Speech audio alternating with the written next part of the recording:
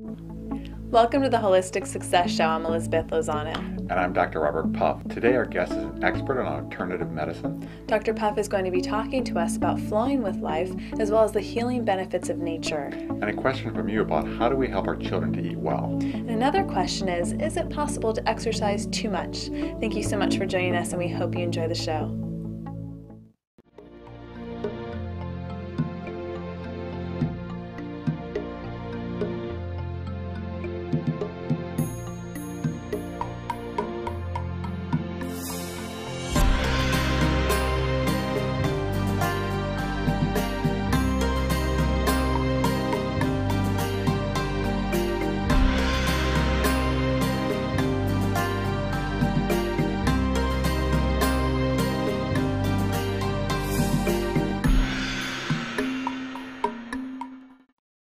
Life can be compared to a beautiful mountain stream. As long as you flow with life and adjust to the course changes, what you'll end up happening is, at the end of life, you'll end up with this beautiful ocean of infinite possibility, and life will just go well for you. But what many people do as they go through the course of life is they try to stay in one place, or they get stuck in a stagnant pool, and suffering arises. Because if you fight life, as life is flowing like a stream, like a river, you will incur suffering. It is far better as you go through life to say, you know, I wish it was going this way, but it isn't going this way. It's actually going that way, so I will flow with it. But what some people do is when it goes a course they didn't want, they say, nope, I'm staying here, I'm done. And for example, you may be at a job that you really hate, and you say, you know, I just hate this job, I'm just going to put up with it for the rest of my life till I retire. And so you're like a stagnant pool. And in order to stay there, you come home at the end of the day and you may drink alcohol or do things that are really unhealthy for you, which causes you to get kind of sick inside and diseased and just have a difficult life, like a stagnant pool. If there isn't running water through it, it becomes dark, it becomes sick, it becomes unhealthy. And it is far better, as we go through life, to flow with life. Because if we flow with life, even when it doesn't make sense, like, you know, you go around the bend and there's a big boulder there, and that may be a divorce. Say, I wasn't planning on this, I didn't want this. But you say, but this is what life gave me. So what you may find further down, a new experience comes, someone else you fall in love with that you may love much more than your first love, and say, you know, this worked, this isn't so bad. And flowing with life is much easier than fighting life. Again, if you stand in a mountain stream and stand there, you'll feel the water pushing against you, and it can cause you suffering. But if you just lay back on your back and flow with it, even when the boulders are there, you kind of flow around them, and life goes well. So I want to encourage you and I and all of us to flow with life, be present with life, and move with it and adjust to it, because life never stays stagnant. It does change, and with that change, if you say, yes, this is a change, but I realize life is change, I will now adjust to this new thing, and I'll adjust to this new thing, and say, that's the wonder of it. You get to experience all these wonderful things throughout your life, and by flowing with life, then what happens is God and the universe really works with you to have an absolutely beautiful life, and you can enjoy each and every bend, each and every bump, each and every journey along the way, and truly, in the end, have an absolutely wonderful life because you enjoyed it all the way through. Peace. Our first question this week is from Solana in Costa Rica. My 4-year-old son won't eat any vegetables. I've tried forcing him, but that makes things worse. What should I do? Solana, I really want to praise you because I think you're doing a wonderful job as a mother. You're trying to get your son to eat well, eat healthily, and that's important because if he makes poor choices today, it will affect him later in his life. But introducing him to vegetables at a young age, which are the best foods for you, the greens are so good for you, he will then create habits to eat well throughout his life, which will really benefit him. But you don't want to make it a battle, so this is what I would recommend. Each meal, introduce a new vegetable to him. Not a lot, just have him eat a little bit. You know, that's what he has to do, that, or he doesn't eat anything else. So he does that. You know, he can take 1 or 2 bites, that won't hurt him. And then once he tried it, see if he likes it, and if he doesn't, say, okay, we'll try something new. And then maybe a couple weeks later, reintroduce it, because his taste buds will get used to the foods, and he'll start liking it. But give him a variety. Don't make it traumatic, where he has to eat a whole bunch all at once. But keep introducing him to a variety of vegetables, And I think what you'll find is you will get some hits, ones that he likes and he's willing to try, and keep introducing new ones to him so that as he gets older, he's developing very healthy eating habits. What are your thoughts? Well, I think, those are great points. And on top of that, raw ultimately would probably be best, but there's so many different ways to cook vegetables. I mean, experiment with those too. And I have to share a funny story. And at the time it wasn't very funny and it was kind of traumatic, and I encourage you not to do this with your child. But I think I was probably about I was maybe about 12 years old, and I didn't like peas. And my stepdad at the time was my mom's boyfriend, and he was trying to get us to eat more vegetables, which thank you for getting us to eat more vegetables. But the way he went about it, he got upset because I was saying no, and he took the peas and put them on a spoon and launched them at me. And I couldn't even believe that. That was not okay. And I ended up leaving the table. Don't go about it that way. That's not a good way to go about it. And look, I remembered that story.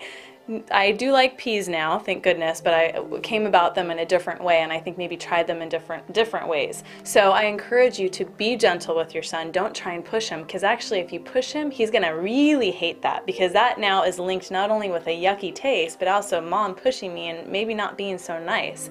And another thing you can do is if he wants a treat afterwards, like a dessert, okay, that's great. You get the dessert, but only after you take a couple bites of this vegetable. And it could be just a couple bites, and that's progress.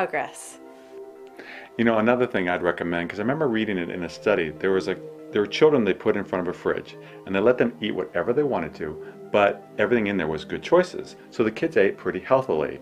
But then they put in things like candy and fried foods, and they ate really poorly. So I think as parents, we have to make sure that the choices our kids have are very good ones. Because if they don't have those sweets and other foods in there that maybe aren't so good for them, guess what? They can't eat them, and they are going to have to choose from the other options that are there. So we really encourage you to limit those foods that you don't want your son to eat, and have a more variety of all these other positive, healthy things for your child. Fruits and vegetables and yogurts and just things that are really good for your son. So we hope that we have given you some tips that will help you in having your son be a healthy little child. Thank you so much.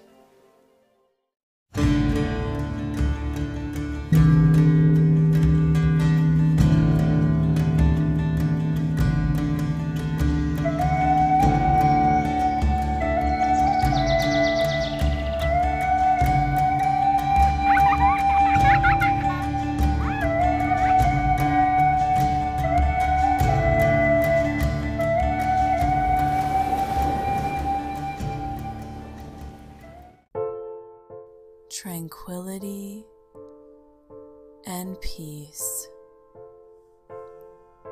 Find freedom and relaxation no matter where you are or who you're with. Be still, be free.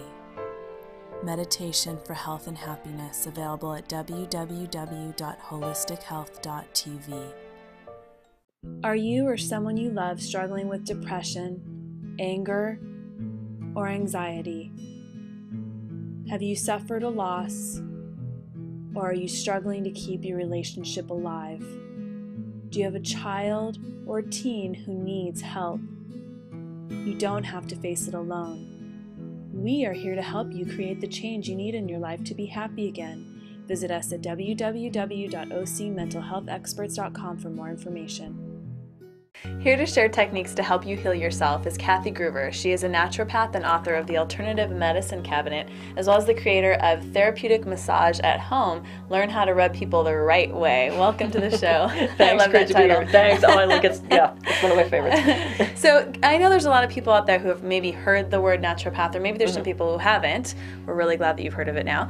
But can you explain a little bit more what exactly a naturopath is? Absolutely. A naturopath is very up and coming. There are a lot of naturopaths popping up. It's a very old term, but to me a naturopath is someone who's doing alternative medicine, natural medicine, alternative things that your regular MD isn't necessarily going to be talking to you about, things like nutrition and exercise, what to add and subtract for better health, looking into things like homeopathics, Bach flower essences, herbs, things along those lines. Really preventative medicine, right? Very preventative, which we don't have enough of in this society right now. No, we so don't. Naturopathy is a great blend with what Western medicine can offer us right now. Now let me ask you this, because I think a lot of people are concerned about costs, and we know that the cost of healthcare and the cost of medication is really expensive. Yes. And I know some people can can sometimes be like, oh, well, is it going to be expensive to do all this preventative stuff? And what would be your words of wisdom to them about that? Well, the downside of natural medicine is it's typically not covered by health insurance. So people who are relying on their HMO to get their prescriptions, to go see their doctors, they have their copay, or things are completely covered. We're used to that in this society. And as more and more people are losing their health insurance, depending on what's going to happen with this whole healthcare plan in this country, preventative medicine might cost you a little bit more up front. You might have to pay out of pocket for your massage, for your chiropractor, for your acupuncturist.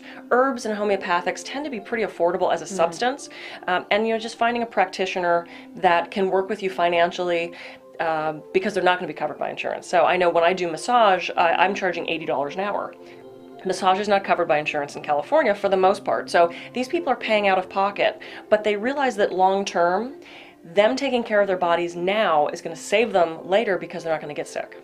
And plus, massage feels so good. So you're not only taking care of your body, but you're also relaxing and de-stressing, which totally ties into what part of why we get sick in the first place, correct? Absolutely. And I think also, there's so much that goes into when we take medications, there's all these side effects, which I think people really, really want to avoid. And I know that's why a lot of people are watching our show too, is to learn new ways to take care of themselves, to actually prevent all this stuff, and to know that there's actually somebody that they can go to say, hey, I'm feeling this, what's another way I can get rid of it, instead of popping a pill that's going to have you seen those commercials where the side effect is like longer than most of the commercial? Don't get me wrong. There's wonderful stuff out there for people that helps people tremendously. But there's also a lot of stuff that, could be healed with other ways.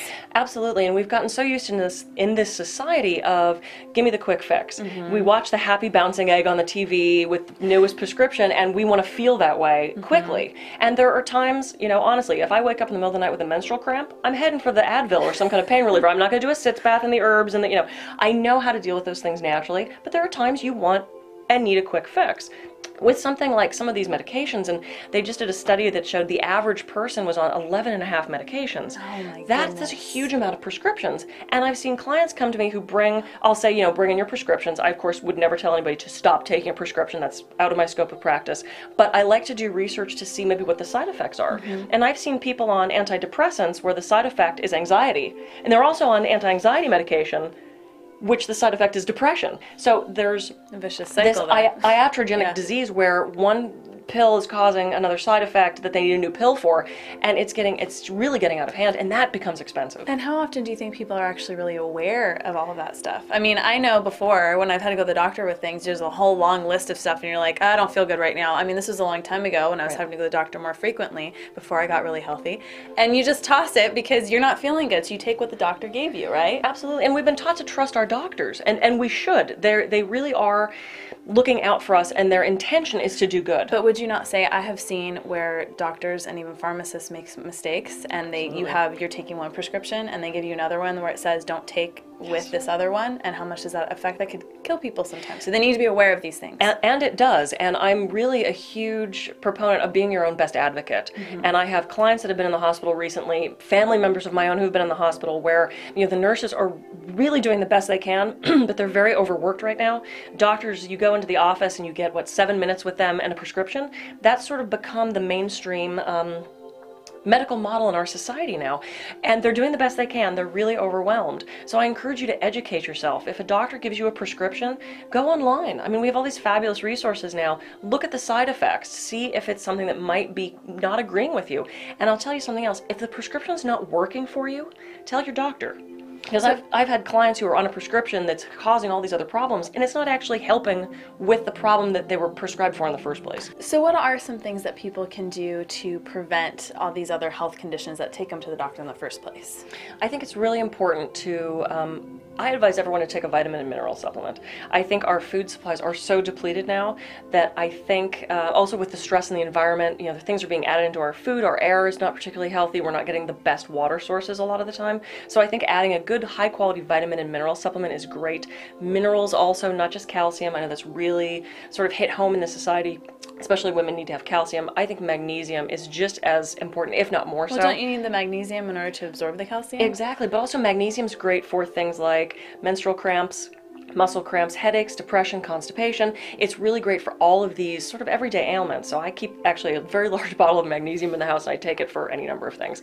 I think also just relieving stress. I know that is one of the big killers in our society, as I know a lot of people are talking about right now. So I think anything you can do to relieve stress, whether it's getting a massage, playing with your kids, petting your dog or cat, I think Yoga it's really... or meditation, we talk a lot about that as well. Absolutely. Just taking time for quiet contemplation or focused thought, whether you call it prayer or meditation, I think really just taking the time, and also to know your body. I think oftentimes things happen in our bodies that are unfamiliar to us, and we try to explain to the doctor and they don't either believe us or they don't understand what we're saying. So I think knowing how your body feels and becoming more aware of your body is extraordinarily important in having people like myself and your physicians and practitioners help you. Now, I know some of our viewers out there might struggle with sleep. Where do you think sleep ties into this whole equation? Sleep's really important because it's during sleep that our body renews itself, and it also helps decrease stress. We know how stressed we get if we're not sleeping. And one of the big complaints I hear is that as people are trying to fall asleep, these repetitive thoughts start to happen. You know, our bodies finally relax for the night, and our minds go crazy. We think about what happened during the day, we dwell on the past, worried about the future, and I think what's so important is we can replace those thoughts. So what I like to do is, because we can only hold one thought in our minds at one time, right? We can't think about two things simultaneously. So what I like to do is I will, as I'm trying to fall asleep, say, I fall asleep quickly and easily.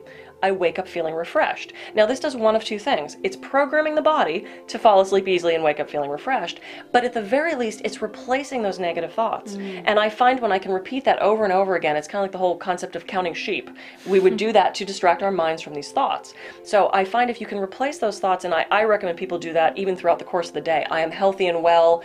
I really am a huge proponent of affirmations. The positive is so important. Absolutely. Is there a few also foods that you can recommend for people or people to avoid certain things in their diet? Absolutely. I think we are so inundated with chemicals right now, and I tell all of my clients to cut out soda. There's no good redeeming quality to soda. I know everyone's mad at me right now for saying stop drinking the soda, but regular soda has high fructose corn syrup, which has been linked to the epidemic in this country of obesity and kind of linked to type 2 diabetes also. And in the diet version, we have these artificial sweeteners, which is not only being linked to things like cancer, brain tumors, seizures, but also it can suppress leptin in the brain, which tells us when we're full. So we're eating something that's considered a diet product, but it's actually making us eat more. So I say cut those things out. Now, to find out more of what we can have in our alternative medicine cabinet or your wonderful therapeutic massage at home, how can we get a hold of you? Absolutely. You can reach me by email at healingcirclemassage@hotmail.com, and then also my website for both those products and free health tips and recommendations is thealternativemedicinecabinet.com. Thank you so much for being a guest thanks on for the having show. me. Not feeling the way you want to feel? Isolated? Worried? Frustrated? Or is your child struggling? There are lots of labels. Our body is a system. It can affect our feelings. Sometimes you need a little help to understand what is happening, to make a plan for improvement, to take control of your body and mind. Insightful Minds. Psychiatry for children, adults, and families. Call us for an appointment or go to insightfulminds.org. Are you frustrated at work, feeling overwhelmed and disconnected, losing all hope? What if you could see things differently? Learn how to shift your focus and see that the keys to success are truly in your hands. Learn how to work as a team again and love your job, ultimately finding the success you're looking for. Success beyond your imagination, available at www.holistichealth.tv.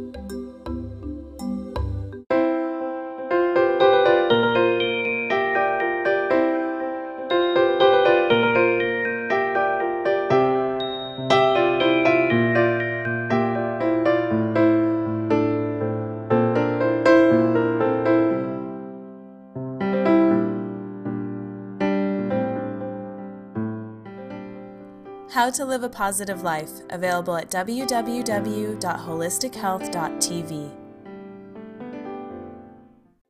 I'd like to share a wonderful secret with you that I discovered. If you want to find out how that heart of yours is doing, how you are doing emotionally and with life overall, there's a way for you to find out. Get out in nature, be still, and you will discover how you're doing. It is magical. It has the ability to really help you to say, how am I? How am I doing? Because in life, there are so many distractions that keep you from getting to know you and who you are and what's happening inside of you. So when you get out in nature, maybe it's going for a walk in a park, maybe it's going out in the woods, maybe it's going fishing, but it's doing something when you're out in nature. What you'll find is the person who you're going to get to know and connect with is yourself, because you don't have all those crazy distractions getting in the way of who and what you are. And nature does more than just helps you understand who and what you are. It helps you to be healthy and whole, so that when you're in nature, I think it's just like a grounding. It's just a sense of, I am well because I'm part of this vast universe. When you look up at the stars, you see the birds flying by, hear the wind rustling through the trees, you'll find great healing there and great sense of all is well.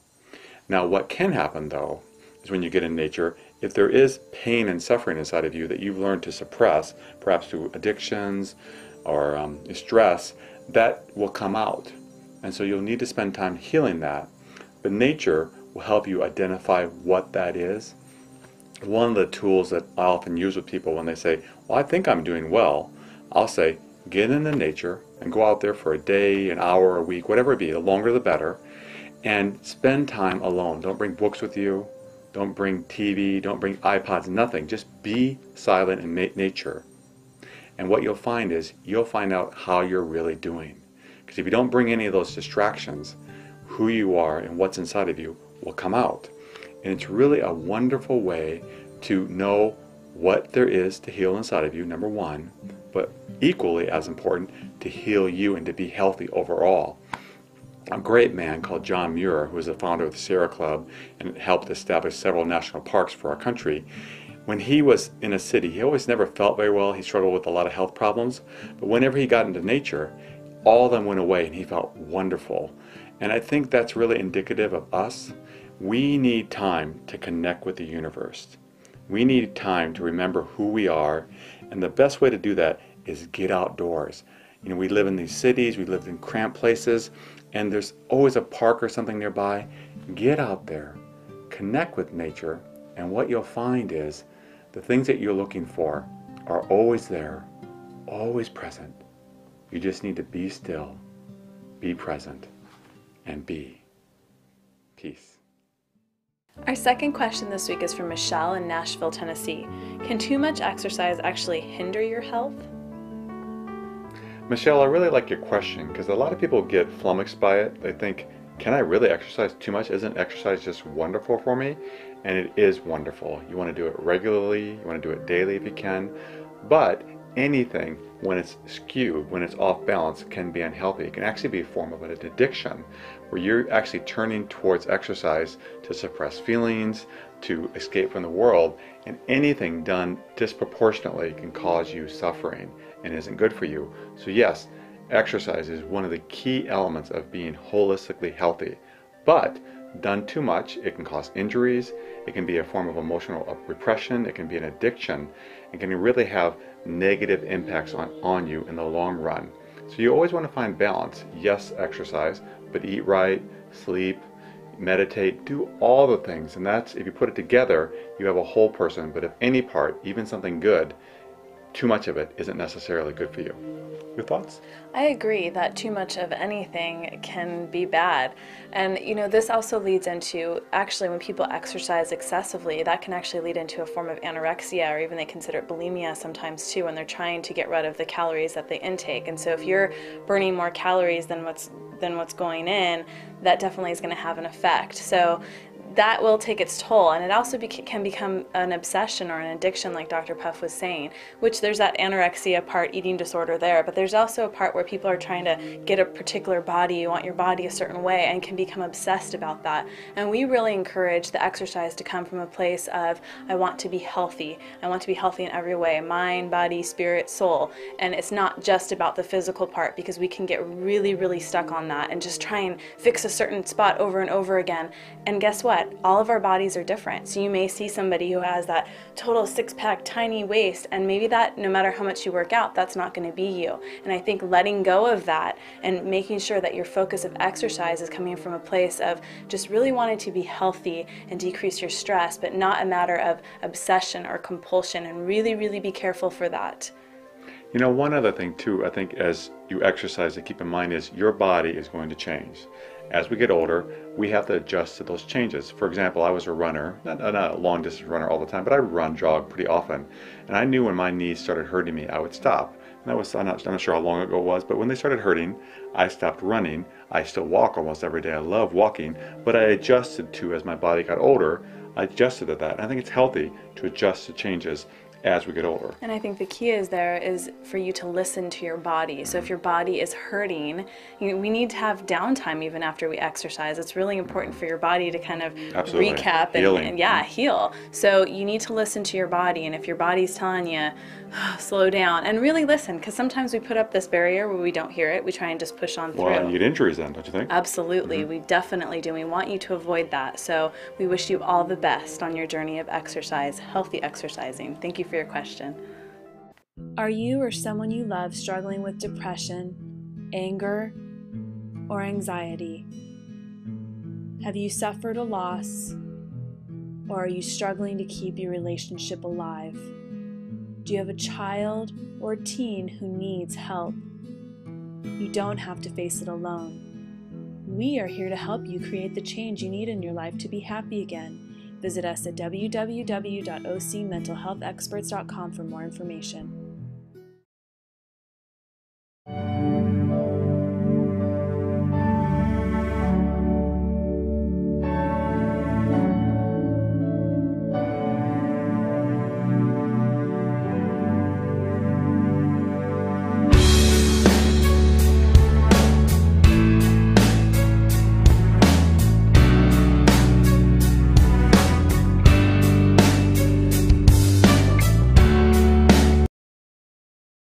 Co-hosts of the Holistic Success Show, Dr. Puff and Elizabeth Lozano, MA, want to teach you how to live a meditative life, learn to still your mind, diminish negative thinking, experience peace and bliss, and be 100% present in the moment. Retreats provide a unique opportunity to learn new skills, meet new people, and interact with Elizabeth Lozano and Dr. Puff. For information or reservations for upcoming retreats, please visit holisticretreats.tv. Expand your capacity for joyful living today. Our quote this week is by Eleanor Roosevelt. No one can make you feel inferior without your consent. So my advice is, don't ever give anyone that consent. Thank you for joining us on the Holistic Success Show. If you'd like to be kept up to date as to all the things that we're doing, including retreats and seminars, please visit our website. And if you have a company or organization that would like to have Elizabeth and I come speak for you, please visit our website for more information. Thank you so much for joining us, and we hope you have a wonderful week.